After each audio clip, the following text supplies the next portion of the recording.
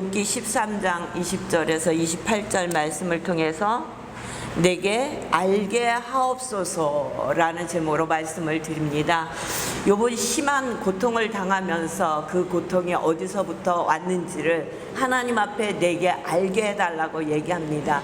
우리는 욥기서를 대부분 고난을 통해서 하나님이 축복을 주셨다 이렇게 간단하게 알지만, 이 욥기서에서 말씀하시는 것은 주제는 그 고난을 통해서 축복이 아니라 하나님의 주권을 이야기하시는 거예요. 근데 고난을 통해서 축복을 주신 건 맞죠. 근데 누구도 이 고난을 통해서 그 축복을 받기를 원하지는 않을 것 같아요. 하나님의 모든 세계는 하나님의 주권 아래 있다. 하나님의 주권이 주제입니다. 욥을 어떻게 소개하느냐면 1장 1절에 보면 우스 땅의 욥이라 불리는 사람이 있었는데 그 사람은 온전하고 정직하여 하나님을 경외하며 악에서 떠난 자더라. 그러니까 이 1장 1절 말씀만 보아도 욥이 어떠한 삶을 살았는지 우리는 알 수 있어요. 그렇죠? 하나님 앞에 온전했다는 거예요. 하나님 앞에 정직했다는 거예요. 또 그것뿐만 아니라 하나님을 두려워했다는 거예요. 하나님을 경외했다는 거예요. 그리고 악에서 떠난 자더라. 욥은 실제 인물입니다. 많은 사람들이 이것은 이야기일 거예요. 아니요. 족장 시대, 아브라함 시대였는지 이삭의 시대였는지 야곱의 시대였는지 우리가 정확하게 알 수는 없지만 족장 시대의 사람으로 추정되는 것을 볼 수 있습니다. 욥이 당한 그 1장 1절의 말씀을 통해서 정말 하나님 앞에 믿음으로 살고 하나님 뜻대로 사는 사람이라며 이 땅에서 많은 축복을 누리고 사는 것이 온당하고 바른 것 같지만 욥에게는 생각지도 않은 고난이 있어요. 그러니까 이 땅의 삶은 하나님의 말씀대로 살지 않아 고난이 오는 것이 아니라 이 땅의 삶에는 이렇게 고난이 있을 수 있다는 거예요. 근데 고난이 오는데요, 감당할 수 없는 고난이 옵니다. 스바 사람들이 칼에 종들이 듣습니다. 이방 사람들이 와서 칼로 그의 종들을 죽입니다.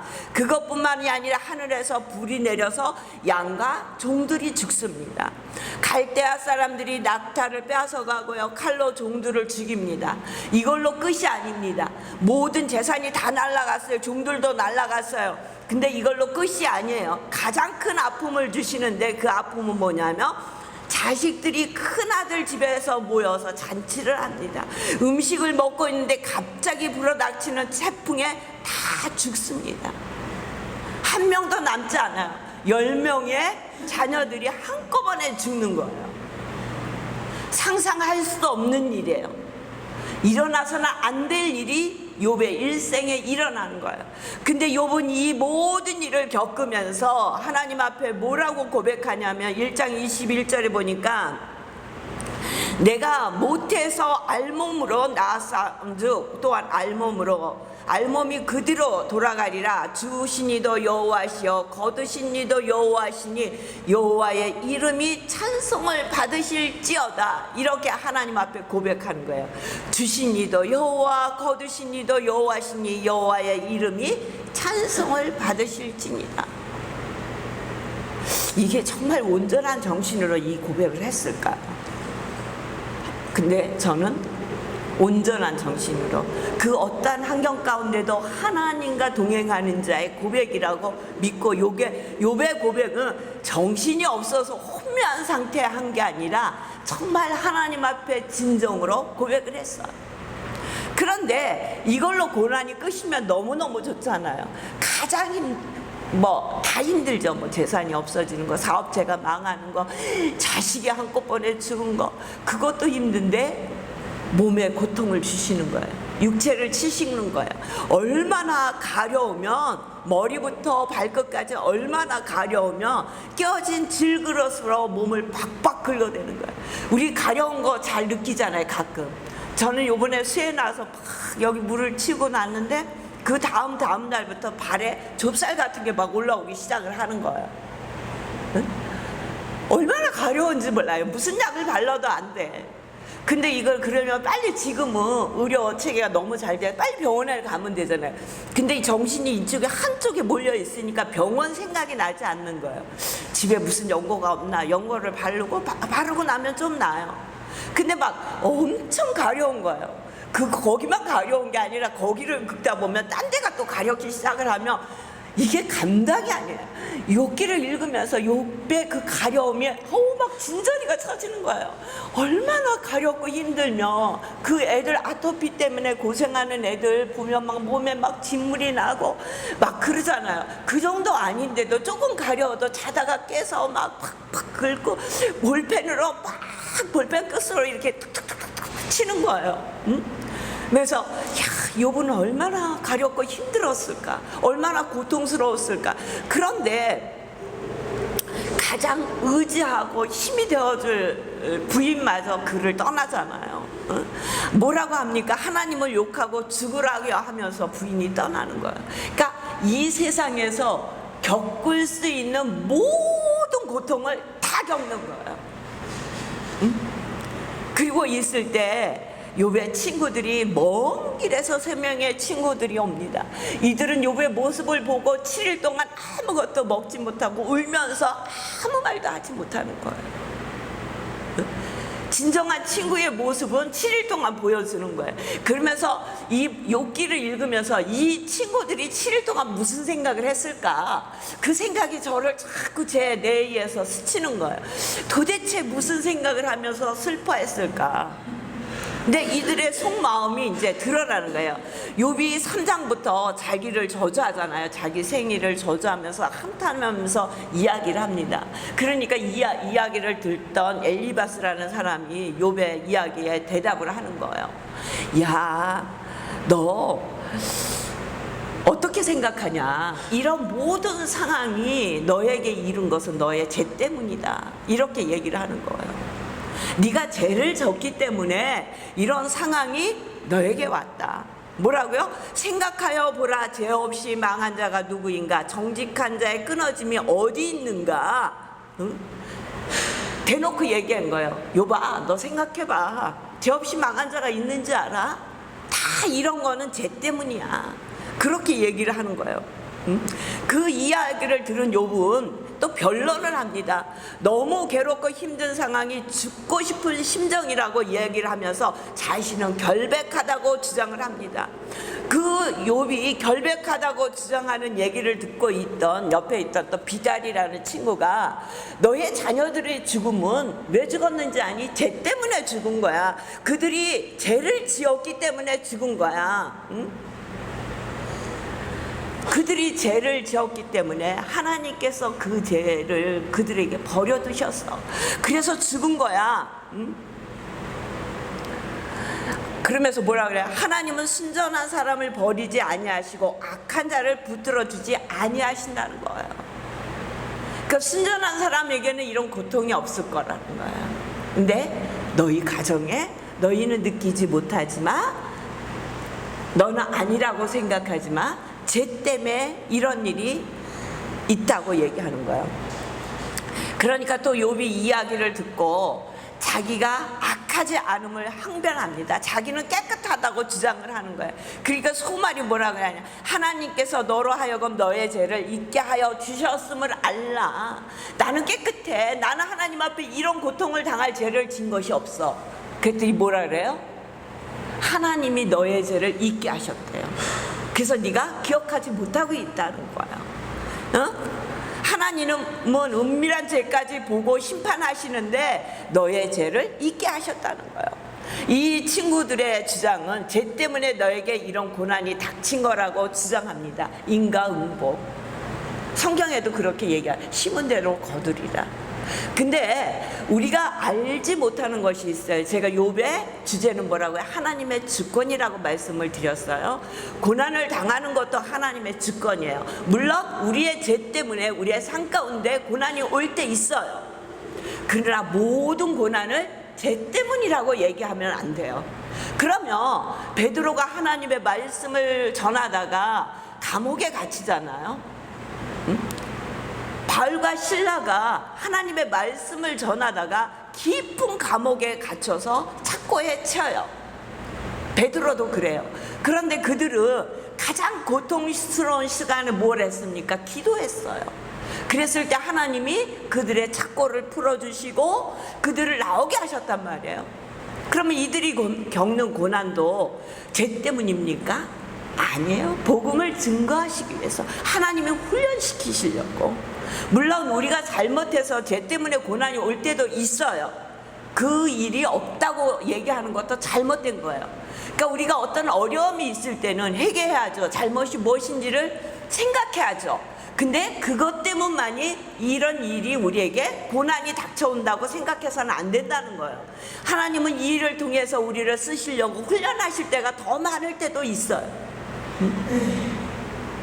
옛날에 오금동에 있을 때 어떤 목사님이, 그렇죠, 오금동 비닐하우스에 있으니까 비닐하우스에 있음으로 인해서 겪어야 할 많은 일들이 있어요. 왜냐? 거기는 불법 건물이에요. 그리고 또 외국인들이 많이 모여요.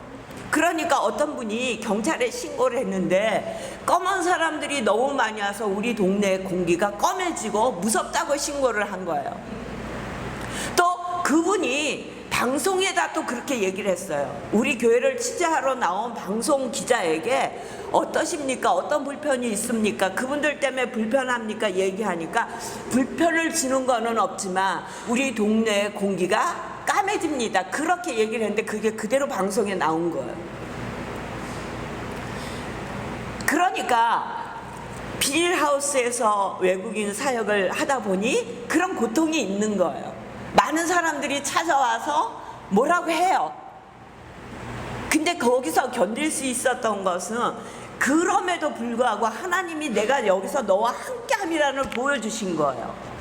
그 밑에 비닐하우스 상공장에서 불이 났어요. 불이 나니까 이 비닐하우스는요, 불이 나면 막 툭툭툭툭 튀어요. 그리고 비닐루가 날아가서 분대마다 불이 붙는 거예요. 난리가 났어요. 그 밑에 우리 교회 바로 밑에 건물까지 불이 붙었어요. 제가 거기 앉아서 하나님 보여주십시오. 이 바람의 방향을 바꿔주십시오.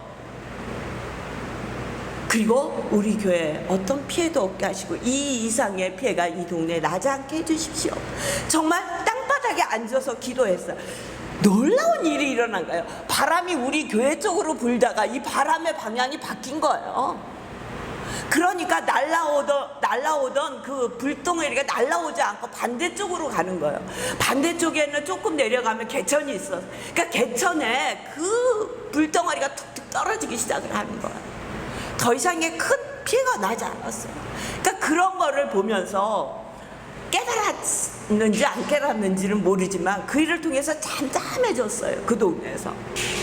말도 못하게 많은 일들을 거기서 겪으면서도 하나님이 하신다는 것을 깨달아 알았기 때문에 교회 때문에 우리 동네가 다 철거된다고 와서 동네 사람들이 다 몰려왔었잖아요. 목사님하고 저하고는 어느 상가집에 가 있었어요. 그때 우리 큰딸하고 작은딸이 중학생 뭐 이럴 때인데 애들이 막 동네 사람들이 몰려오니까 얼마나 무서웠겠어요. 응? 저 휴대폰 무슨 삐삐인가 볼로 막 연락이 온 거 같아요. 빨리 오시라고. 왜 그러냐 그랬더니 동네 사람들이 다 왔다고. 그 왜 왔대? 그러니까 교회 때문에 우리의 집이 무너지게 다 헐리게 됐다고. 다 이제 이게 도둑장을 받은 거예요. 교회도 받고 다 받은 거예요. 그래? 그러면 기다리고 있으라 그래. 그랬더니 가니까 기다리고 있더라고요. 왜 그러시냐 그랬더니 독촉장이 왔는데 교회가 없을 때는 이런 독촉장이 안 왔다는 거예요. 그래서 제가 알기로는 1년에 한 번씩 독촉장이 나온 것으로 알고 있습니다. 그런데 교회가 오면서부터 여러분들이 어떻게 얘기를 했습니까? 교회가 들어와서 우리가 교회 때문에 피해를 본다고 지금 말씀하시는 거죠? 그렇다는 거예요. 교회가 들어와서 여러분들 집이 헐렸습니까? 안 헐렸다는 거야. 여러분들 집이 불법인 거나 우리 교회가 불법인 거나 똑같습니다. 그런데 여러분들이 간과하고 있는 게 있습니다. 뭐냐요? 뭐 때문에 우리 보고 여러분들 집을 헐기 전에 우리 교회를 헐지 않으면 여러분들 집은 못 헙니다.